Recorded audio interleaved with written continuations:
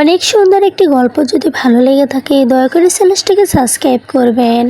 বাবার মৃত্যুর সেই অপরিসীম কষ্ট আর শেষ দেখা না পাওয়ার হাহাকার বুক চেপে রেখে কাটিয়ে দিলাম 2 মাস।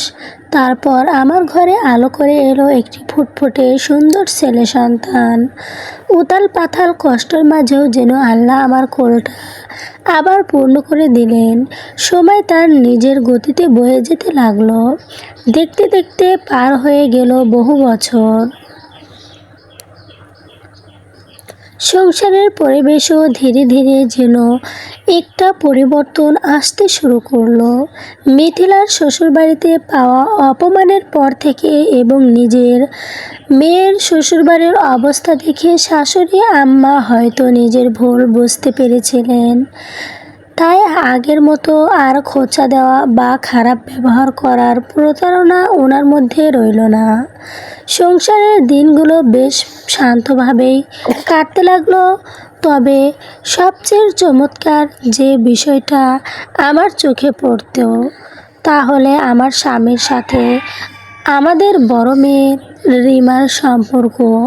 আমার স্বামী দুনিয়ার সব কিছুর চেয়েও তার মেয়েকে বেশি ভালোবাসে, আর মেয়েরাও তার বাবার অন্ধভক্ত। মেয়েটা যেন বাবারই প্রতিছবি। নিজের একটা প্রিয় খাবার হলে একা খেত না, পরম যত্নে বাবার জন্য তুলে রাখত। বিকালবেলা স্বামী অফিস থেকে ঘরে ঢুকেই মীরার প্লেট করে সেই খাবারটা তার সামনে এনে হাজির করত, নিজের হাতে বাবাকে খাইয়ে দিত। আর আমার স্বামীও পরম আদরে বড় হয়ে যাওয়া মেয়েকে নিজের হাতে খাইয়ে দিত। কখনো কখনো রান্নাঘরের কোণে দাঁড়িয়ে বাবা মেয়ের এই ইদ্যুক্কয় ভালোবাসা দেখে আমার মনের অজান্তেই একটু হিংসা হতো। মনে মনে হাসতাম আর বলতাম, 9 মাস পেটে ধরে জন্ম দিলাম আমি, অথচ মেয়ের ভালোবাসা সবটুকু উজাড় করে দিল তার বাবাকে। তবে সেই হিংসা ছিল পরম তৃপ্তর। আমার ছেলেটাকেও তার বাবা খুব ভালোবাসে, আর আমি আমার 2 সন্তানকে চোখের মণি করে আগলে রাখি। দিন মাস বছর গড়িয়ে রাজকন্যা মীরা এখন আমার ছেলের ছোটটা নেই।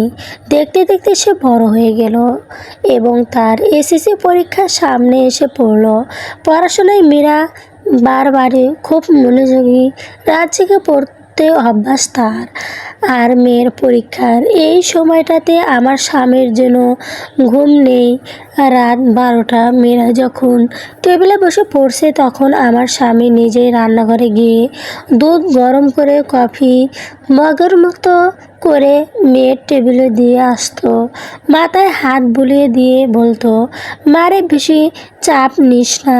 মেয়ের প্রতি তার এক নিঃস্বার্থ টান দেখে মাঝে মাঝে বুকটা ভরে উঠত। যে মানুষটা এক সময় আমার বাবার অনুভূতি বোঝেনি, আমার কষ্টর কদাই করেনি, সে মানুষটাই আজ নিজের মেয়ের জন্য এতটা পাগল। মেয়ের একটা হাসি, একটা চাওয়ার জন্য সে দুনিয়ার সব কিছু করতে রাজি। মীরার টেবিলে গরম দুধের মগটা রেখে স্বামী যখন ঘরে ফিরে এলো, আমি দরজার কোণে দাঁড়িয়ে ওনার দিকে তাকালাম। মনে মনে ভাবলাম, সন্তানের প্রতি ভালোবাসার এই রূপটা তো সব বাবার ভেতরেই এক। আমার বাবাও তো ঠিক এভাবেই আমাদের ভালোবাসতেন, আমাদের জন্য নিজের সবটুকু বিলিয়ে দিতেন। হঠাৎই জানালার বাহিরের অন্ধকার আকাশের দিকে তাকিয়ে বুকটা হু হু করে উঠল। আমার বাবাও তো এভাবে আমার জন্য সারাটা জীবন কষ্ট করে গেছে, অথচ সেই বাবার বিদায়ের বেলায় তার সোনার খাঁচায় বন্দি মেয়েটি পাশ থেকে পারেনি। বিছানায় শুয়ে থাকা স্বামীর শান্ত মুখের দিকে তাকিয়ে এক অদ্ভুত আশঙ্কা আর প্রসাদ দালচোল বুকে চেপে বসে রইল। আজ যে বাবা তার মেয়ের এক ফোঁটা চোখের পানি সহ্য করতে পারে না, সে বাবার মেয়ে যখন একদিন বড় হয়ে যাবে। মীরার এসএসসি পরীক্ষা শুরু হয়ে গেল। প্রতিটি পরীক্ষায় দিন সকাল আমার স্বামী আমাকে তাড়া দিয়ে মেয়ের পছন্দ নাস্তা রেডি করতে তাড়াতাড়ি, তারপর পরম যত্ন করে মেয়েকে পরীক্ষার হলে পৌঁছে দেওয়া, আবার হলেও বাইরে টানা 3-4 ঘন্টা প্রাক্ষণ রোদে দাঁড়িয়ে অপেক্ষা করা, সব সে একা হাতেই করলো। পরীক্ষা শেষ যখন মীরা হাসি মুখে বের হয়ে বাবার কাছে আসতো, আমার স্বামীর চেহারায় সেই ক্লান্তি যেন এক মুহূর্তে উধাও হয়ে যেত। পরীক্ষার ফলাফল বের হলো, আলহামদুলিল্লাহ। মীরা অত্যন্ত চমৎকার রেজাল্ট করলো। পুরো পরিবারে আবার আনন্দর জোয়ার। তার কয়েকদিন পর একদিন সন্ধ্যায় আমার শ্বশুর মশাই ঘরে একটা বিয়ের প্রস্তাব নিলেন। ছেলে আমেরিকায় থাকে, খুব ভালো চাকরি আর মোটা অঙ্কের বেতন। শ্বশুর মশাই বেশ উহসান নিয়ে বলল, বিয়ের পরই মীরাকে আমেরিকায় নিয়ে যাবে। আমার নাতনি একদম রাজের হলে থাকবে। কথাটা শোনা মাত্রই আমার স্বামী বসা থেকে দাঁড়িয়ে গেল। এক মুহূর্তে বিল্লাম না করে বাবার সামনে গিয়ে সন্তুষ্ট করা গলায় বলল, না বাবা, এই বিয়ে হবে না। প্রথম, আমার মেয়ে এখানেই বিয়ে করার মতো বড় হয়নি, সে আবারও পড়াশোনা করবে। আমার দ্বিতীয়ত, কোনো প্রবাসীর সাথে বা দূরে আমার মেয়েকে আমি কখনোই পাঠাবো না। দুনিয়ার বিপদ আপদ বলে কয়ে আসে না, হাজার হাজার মাইল দূরে আমার মেয়ে যদি কোনো বিপদ ঘটে, আমি এখন থেকে কিভাবে পৌঁছাবো? কে আগলে রাখবে আমার মেয়েকে? আমার স্বামীর এমন স্পষ্ট আর দ্রুত জবাব শুনে শ্বশুরমশাই আর দ্বিতীয় কথা বাড়াতে পারল না। পাত্রপক্ষ বিনয়ের সাথে না করে দেওয়া হলো। বুক ভেতর কেমন যেন ওতাল পাতাল করে উঠল। জানালার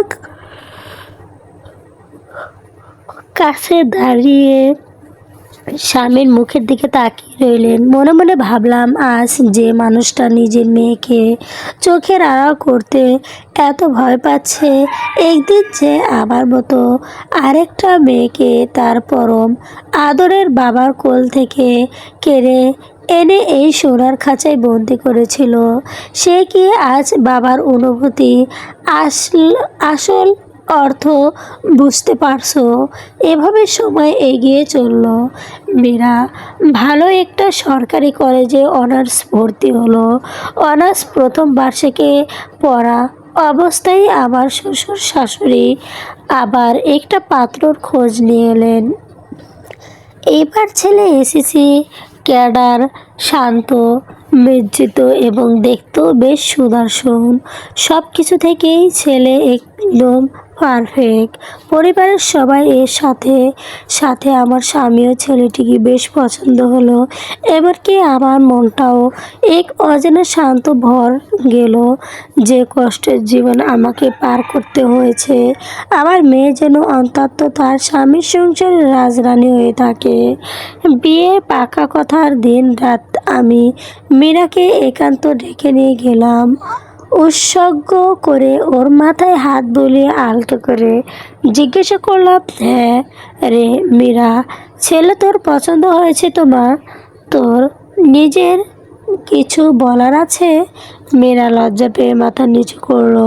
তারপর আমার হাত দুটো চেপে ধরে সিগব্য হেসে বলল, বাবা আর তুমি যাকে পছন্দ করে আমার তাকেই পছন্দ মা। বাবার পছন্দের ওপর আমার শতভাগ বিশ্বাস আছে। বাবা আমার জন্য যা বেছে নেবে সেটাই সেরা হবে। মেয়ের মুখের এই সরল বিশ্বাস দেখে চোখের কোণে জল চলে এলো। অবশেষে বিয়ের দিন তারিখ চূড়ান্ত হয়ে গেল। কিন্তু যেই দিন থেকে বিয়ের দিন ধার্য হলো, ঠিক সেই দিন থেকেই যেন আমার স্বামীর হাসি মুখ আচমকা থমকে গেল। যে মানুষটা হাসিতে ঘর গড়বড় করতে, সেই মানুষটা হঠাৎ কেমন যেন নীরব হয়ে গেল। অফিস থেকে ফিরেই আবার বিশ্রাম নিতে না, সোজা মীরার ঘরে চলে যেত। নিজ হাতে মীরার বইয়ের তাক গুছিয়ে রাখত, তার টেবিলের কলমগুলো সারিয়ে বেঁধে রাখতো। মীরা, কোথায় যাচ্ছ, কি খাচ্ছ, কাপড় চোপড় ঠিকঠাক আছে কিনা, সারাদিন শুধু মেয়ের এই তার কি নিয়ে ব্যস্ত থাকে। বাহিরে থেকে নিজের স্বাভাবিক দেখানোর প্রতারণার চেষ্টা করলেও তার চোখের কোণে জমে থাকা সেই না বলা ভয় আর কষ্টর ছাপ আমার চোখ এড়ালো না। একদিন মাঝরাতে ঘুম ভেঙে গেল, দেখি স্বামী বিছানায় নেই। দরজা ফাঁক দিয়ে তাকিয়ে দেখি সে মীরার ঘরের আধ ভেজা দরজার সামনে দাঁড়িয়ে আছে। ভেতরে টেবিলের মীরার বই নিয়ে বসে আছে, আর বাহিরে অন্ধকারে দাঁড়িয়ে আমার স্বামী নীরবে নিঃশব্দে ফাঁপাচ্ছে। মেয়ে পর হয়ে চলে যাওয়ার পর পরম যত্ন না পরম কষ্ট আজ একজন বাবাকে তিলে তিলে কুরে খাচ্ছে। আমি অন্ধকারে দাঁড়িয়ে রইলাম আজ, আর আমার মন স্বামীকে প্রতি কোনো ক্ষেপ নেই, শুধুই এক গভীর অনুশোচনার ছায়া। যে অপরাধ, যে অবহেলা সে এক সময় আর আমার বাবার সাথে করেছিল, আজ নিয়তি ঠিক সেই একই জায়গায় এমন তাকে দাঁড় করিয়েছে। নিজের বুকের মনি কাকে পর করে দাঁড় ব্যর্থায় একজন বাবার কলিজা কতটা ছারখার হয়ে যায়, আজ সে হাড় টের পাচ্ছে।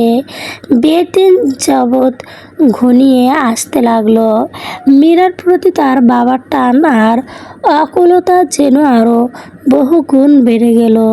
অফিস থেকে বাড়ি ফিরিয়ে লোকটা দিশেহারা হয়ে পড়ত। কোথায় মেয়ের একটু যত্ন নেওয়া যায়, কোথায় তাকে একটু বেশি ভালো রাখা যায়। বিয়ে মাত্র 2 দিন আগে বিএস ক্যাডার জামাইয়ের মা হবু হুট করে আমার স্বামীকে ফোন করলেন। বেশ মেপে মিষ্টি গলায় বলল, হ্যাঁ বেয়াই সাহেব, ছেলে তো ঢাকায় একটা নতুন ফ্ল্যাট নিয়েছে। তা বলছিলাম কি, ছেলের বেডরুমের ফার্নিচার আর সজরাট কি আপনারা একটু সাজিয়ে দেবেন, তাহলে আমাদের আর আলাদা করে দৌড়াদৌড়ি করতে হতো না। কথাটা শুনে আমার স্বামী এক মুহূর্তে থমকে গেল, কিন্তু পরেক্ষণেই নিজের মান সম্মান রক্ষা করা আর মেয়ের নতুন সংসার যেন কোনো অপমান বা কমতি না থাকায় সে ভয়ে মুখ এক কৃমিত্ব হাসি টেনে বলল, হ্যাঁ হ্যাঁ অবশ্যই আপা, কেন নয়। আমার মেয়ে যেন কোনো কষ্ট বা অসুবিধা না হয়, সে ব্যবস্থা আমি নিজেই করব, আপনি একদম চিন্তা করবেন না। ফোনটা রেখে সে আবার এক মুহূর্তে দেরি করল না, সাথে সাথে বাজারে গিয়ে দামি সোফা সেট, খাটের অনুকৃত সাজানো আর ঘরের দরকারি দামি জিনিসপত্র কিনে ছেলের নতুন ফ্ল্যাটে পাঠিয়ে দিল। আমি পুরো দৃশ্যটা দেখছিলাম, আমার বুকের ভেতরেও পুরনো একটা খুঁত যেন ধাও ধাও করে জ্বলে উঠল। মনে পড়ে গেল আমার সেই নিষ্পাপ বাবার কথা, যিনি প্রতি ঈদে জামাইয়ের সংসারে মান সম্মান বাঁচাতে নিজের রক্ত জল করা টাকায় উপহার কিনে আনতেন, কিন্তু বিনিময়ে পেতেন শুধু তাচ্ছিল্য আর অপমান। আজ সেই একই মন সম্মানের দায়ে আমার স্বামীও সাধারণ বাইরে গিয়ে মেয়ের শ্বশুরবাড়ির আবদার মোটাচ্ছে। বিধাতা হয়তো এভাবেই এক বাবার কষ্ট আর এক বাবাকে দিয়ে ধাবন করেন। অবশেষে সে হৃদয়ে বিয়ের দিনটি চলে এলো। প্যান্ডেল ভর্তি আলো, সামনে সুর, মিষ্টি বাঁশি, সব কিছুর মাঝেও যেন এক অচেনা হাহাকার চেপে বসেছিল পুরো হাহাকার চেপে বসেছিল পুরো বাড়িময়। বিয়ের সব আনুষ্ঠানিকতা শেষ হলো। বরযাত্রী বিদায়ের সময় হয়ে এলো। আমার রাজকন্যা মীরা যখন বধূ বেশে আমার সামনে এসে দাঁড়ালো, আমার চোখের বাধা ভেঙে গেল। সে আমাকে শক্ত করে জড়িয়ে ধরে হাউমাউ করে কেঁদে উঠল। মা, তোমাকে ছাড়া কিভাবে থাকবো? আমাকে ক্ষমা করে দিও মা। তোমাকে কোনো কষ্ট দিয়ে থাকলে। আমি বুকে জড়িয়ে বেঁধে মেয়ের মাথায় হাত বুলিয়ে শুধু আল্লাহর কাছে দোয়া করলো, আমার কষ্টের জীবনের ছায়াও যেন আমার মেয়ের ওপর না পড়ে। আমার থেকে বিদায় নেওয়ার পর মীরা তার বাবার দিকে এগিয়ে গেল। এতক্ষণে যে মানুষটা পাথরের মতো শক্ত হয়ে দাঁড়িয়ে সবাইকে সামলাচ্ছিল, মীরাকে সামনে দেখে ওনার সব বাঁধ ভেঙে গেল। মীরা দৌড়ে গিয়ে তার বাবাকে পরম আবেগে জড়িয়ে ধরল। আর আমার স্বামী ভেঙে পড়ল শিশুর মতো কান্নায়। মেয়েকে বুকে চেপে ধরে লোকটা বুকে অঝরে কাঁদতে লাগলো। মীরার বাবার বুকের ভেতর মুখ লুকিয়ে কাঁদতে কাঁদতে বলল, বাবা, আমার কথা মনে পড়লে কান্না করবে না? তুমি নিজের যত্ন নিও বাবা। মা আর ভাইকে দেখিও বাবা। মায়ের এই বুক ফোটা কান্না, সেই দীর্ঘই ব্যাকুলতা দেখে বিয়েবাড়ির একজন মানুষের চোখে পানি আটকে রইল না। উপস্থিত আত্মীয় স্বজন, এমনকি বাইরের বাড়ির লোকজনের চোখেও ভিজে উঠল। গাড়ি চলতে শুরু করলো। মেয়েরা কাঁদতে কাঁদতে চোখের আড়াল হয়ে গেল। গাড়িটা চলে যাওয়ার সাথে সাথে আমার স্বামী হঠাৎ যেন তার সব শক্তি হারিয়ে ফেলল। ঠেল সামলাতে না পেরে মেঝের ওপরে বসে পড়ল। আমি তার ছুটে গেলাম। ছোট বাচ্চার মতো আমার কোলে মাথা গুজে টুকরে কেঁদে উঠল। ওনার পুরো শরীর কান্নায় থরথর করে কাঁপছিল। কাঁদতে কাঁদতে অপরাধীর মতো ফিসফিস করে বলেছিল, আমার বুকটা ছেড়ে যাচ্ছে। আমার মেয়েরা চলে গেল। আমি কিভাবে বাঁচবো বলো তো? আমার কলিজাটা কে যেন একটানে ছিঁড়ে নিয়ে গেল। ওনার কাঁপতে থাকা মাথায় হাত বুলিয়ে দিতে দিতে আমার চোখে বয়ে টপ টপ করে পানি পড়তে লাগলো। ওনার এই বুক ফোটা কান্না দেখে আমার নিজের বাবার মুখটা চোখের সামনে ভেসে উঠল। মনে পড়ে গেল সেই রাতের কথা, যেদিন আমার বাবা মারা যাওয়ার পর আমি একটু শেষ দেখার জন্য স্বামীর পা ধরে কাঁদছিলাম, কিন্তু সে আমাকে সময় মতো নিয়ে যায়নি। আমার বাবাও তো সারাটা জীবন এভাবে নিজের কলিজার টুকরো সন্তানদের একটু ভালো রাখার জন্য নিঃশ্বাসের শেষ বিন্দু পর্যায়ে লড়াই গিয়েছিলেন। আজ নিজের কোলে স্বামীর এমন অনুশোচনা আর বাবার ছটফটানি দেখে একটাই সত্য উপলব্ধি করলাম, বাবার ভালোবাসা সব যুগে, সব বাবার একজনই এক, কিন্তু পরম করুণায় কাউকে কেউ সেই ভালোবাসার মূল্যটা বুঝতে চরম এক অনুশোচনার মধ্যে দিয়ে। সংসারে এই সোনার খাঁচা আজ শূন্য, তবে সেই শূন্যতার মাঝেও আজ আমার স্বামীর চোখে জলে ধুয়ে গেল বহু বছরের জমে হওয়া অহংকার আর অবহেলার কালো মেঘ। সোনার খাঁচায় বন্দি। বিয়ের 2 দিন পর আজ মীরাকে নতুন জামাই সহ নায়র নিয়ে আসার দিন। সকাল থেকেই আমার স্বামীর আর যেন তার ছাইছুন না। আমার ছেলে আর সেই তৈরি হচ্ছিল মেয়ের বাড়ি যাওয়ার জন্য। রওনা দেওয়ার ঠিক আগে আগে মীরা ফোন করলো। লাজুক আর একটু স্তব্ধ গলায় বলল, বাবা এখনকার একটা নাকি নিয়ম আছে, মেয়ের বাবা প্রথমবার বেড়াতে আসলে সাথে কারো বল মাছ নিয়ে আসতে হয়। তুমি আসার সময় একটু দেখে নিয়ে এসো তো। কথাটা শুনে আমার স্বামীর বাজারে ছুটে গেল। মেয়ের আদরের বলে কথা, আবদার বলে কথা, সারা বাজার ঘুরে একটাই বল মাছ পেল। সাইজ একদম বিশাল না হলেও বেশ ভালোই বড়। স্বামীর মনে মনে একটু খিটখিট করছিল, ইস আর একটু বড় মাছ পেলে ভালো হতো। মেয়ের শ্বশুরবাড়িতে আবারও ভাব থাকলো, তাও বাজারের থেকে সবচেয়ে বড় বল মাছটাই সে অনেক বেশি দামে কিনে নিল। সাথে মিষ্টি আর দামি দামি উপহারের ডালি সাজিয়ে ছেলে আর স্বামী রওনা হয়ে গেল। মেয়ের শ্বশুরবাড়ি পৌঁছাতে আমার স্বামী দেখতে পেল মীরা চিকেন রুমে বসে হয়ে রান্না করছে। বাবাকে দেখে সব কাজ ফেলে দৌড়ে সে ওনাকে জড়িয়ে ধরল। কত দিনের অচেনা এক তৃপ্তিতে আমার স্বামী মেয়ের মাথায় পরম মায়ার হাত বুলিয়ে দিল।